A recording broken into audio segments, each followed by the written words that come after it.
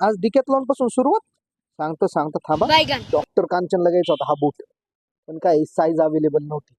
मग काय दुसरा बघितला, त्याच्यातही साईज अवेलेबल नाही.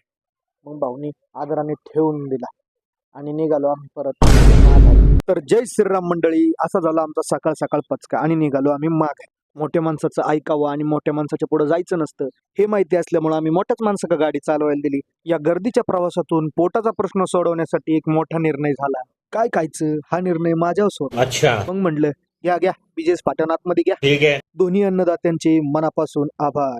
मुख्य अन्नदाते धनुभाऊ यांनी आपल्याला बर्गर चारला आणि उपमुख्य अन्नदाते डॉक्टर कांचन यांच्याकडून सॉफ्टीची मेजवानी मिळाली. तिथून मला डायरेक्ट न्यायला सारंगशेट आले आणि ऑफर दिली पावभाजी आणि मिसळ पावची. कोल्ड कॉफीवर समाधान मानलं. शिवव्याख्याते अश्विनीताई कुडेकर यांची ग्रेट बीट झाली आणि त्यांनी ना आपलं ब्लॉगच संपून टाकला. बघा आता काय म्हणतात. तुम्ही लाईक आणि फॉलो करायला विसरू नका बरं का.